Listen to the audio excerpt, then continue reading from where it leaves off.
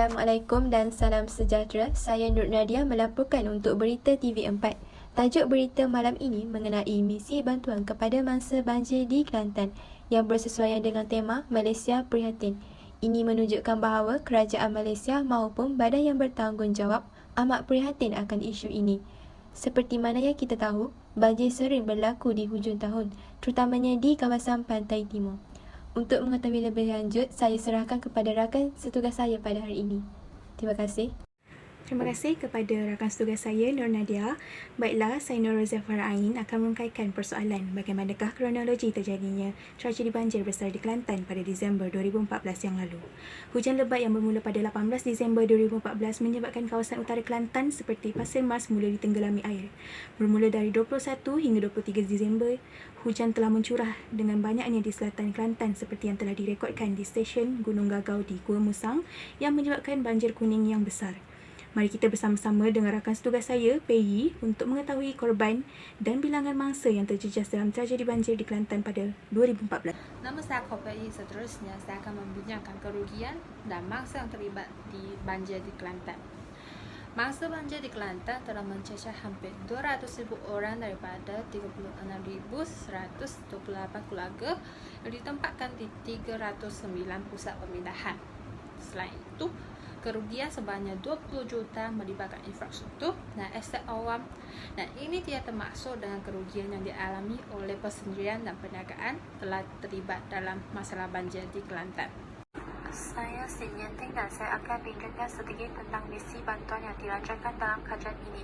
Pada tahun 2014, lebih daripada RM4,000 Malaysia telah berjaya dikutip dan banyak bantuan makanan telah diterima daripada berbagai pihak melalui penyebaran media sosial, terutamanya Twitter. Orang ramai telah menghulurkan bantuan kepada mangsa dengan pemberian keperluan asas seperti ubat-ubatan, lampin, pakaian bang bayi, selimut, tuala, air bersih dan keperluan harian. Seterusnya, untuk mengetahui misi bantuan mangsa banjir di Kelantan pada tahun 2014 dengan lebih lanjut, kita akan paparkan satu video sebentar lagi.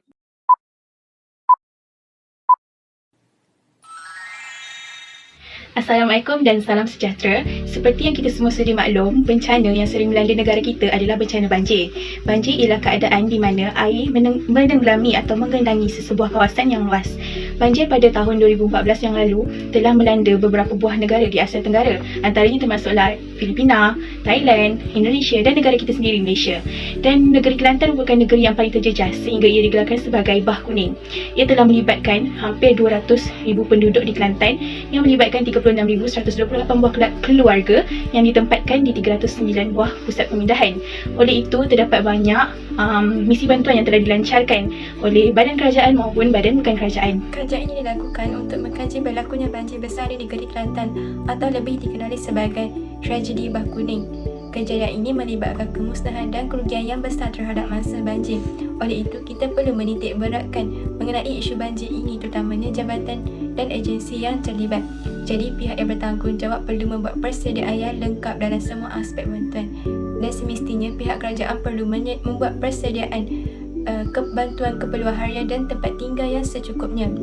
Selain itu, pihak yang bertugas perlu menekankan sistem pemerintah yang kurang cekap yang sepatutnya diberi perhatian. Bak kata pepatah, sediakan payung sebelum hujan.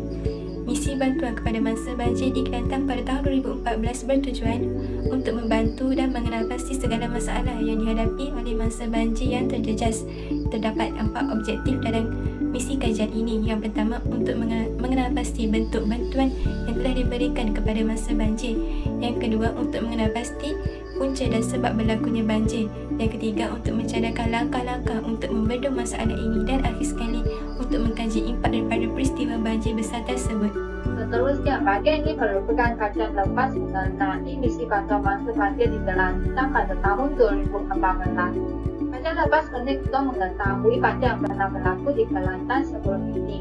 Kajian lepas tersebut menerangkan banjir yang pernah berlaku di Kelantan, iaitu pada tahun 1926 dan 1967.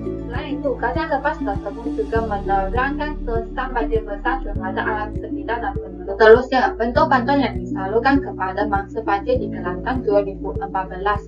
Antaranya Universiti Utara Malaysia, bantuan NGO, Biro Kebajikan UMNO Malaysia dan Persatuan Pengusaha Kem Latihan Khidmat Negara yang telah memberikan bantuan dalam bentuk wang tunai dan barang keperluan asas seperti makanan, minuman, pakaian dan sebagainya kepada mangsa yang diperlukan.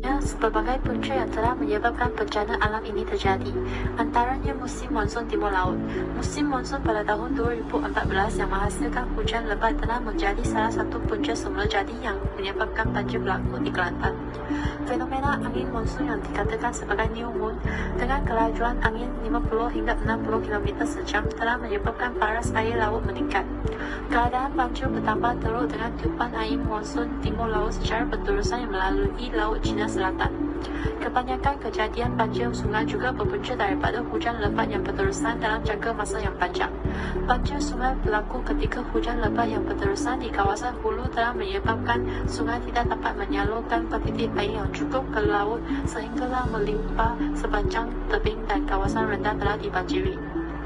Penebangan pokok yang tidak terkawal dan pembukaan tanah yang berluasa kepada masyarakat juga menjadi satu punca yang menyebabkan fenomena banjir bertambah teruk. Pokok-pokok yang ditebang tanpa kawalan telah menyebabkan resapan air ke tanah berkurangan dan air mengalir terus ke sungai dengan deras dan cepat. Kejadian tanah runtuh di sepanjang jalan, lereng bukit dan kawasan hulu sungai juga akan berlaku apabila kadar hakisan tanah meningkat bersamaan dengan hujan lebat yang berterusan. Infrastruktur saluran yang tidak mencukupi juga merupakan punca berlakunya banjir di Kelantan. Seterusnya, saya akan membincangkan langkah-langkah untuk mengatasi masalah banjir. Banjir ialah kawasan yang luas telah ditenggelami oleh air kebanyakan. Langkah pertama yang boleh mengatasi masalah banjir ialah pihak kerajaan boleh membuat kuasa undang-undang untuk memelihara dan memelihara hutan. Sebagai contoh, pihak kerajaan boleh memberi denda yang setimpal kepada sesiapa yang ingin merosakkan hutan yang dipelihara kerana hutan merupakan kawasan tandahan air yang penting. Langkah kedua ialah pengawalan aktiviti manusia.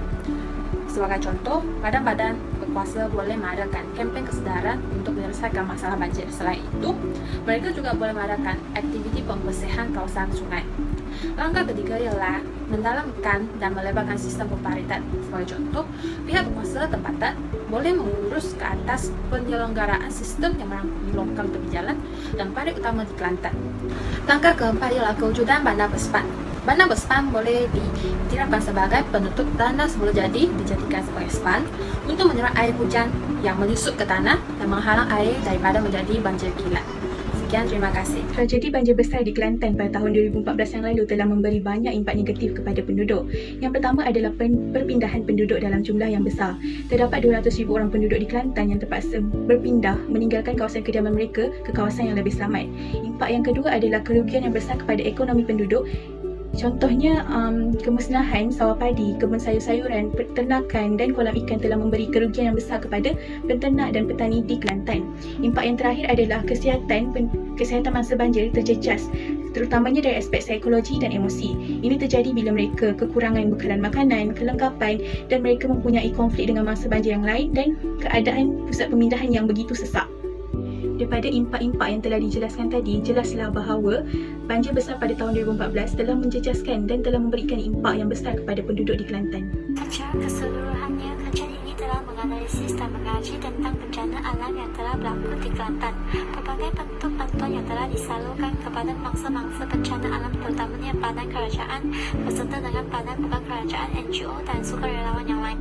Kajian ini, angin monsun timur laut telah ditentukan sebagai salah satu punca utama yang menyebabkan banjir berlaku pada tahun 2014. Kajian ini mengambil masa lebih panjang disebabkan hujan lebat yang berterusan berbanding dengan banjir kilat. Dari itu, banjir telah memberikan impak negatif dan gangguan besar terhadap kehidupan masyarakat. Pelbagai kemusnahan dan kerosakan atas harta benda serta kerugian yang besar terhadap ekonomi negara. Mangsa banjir juga telah menerima bantuan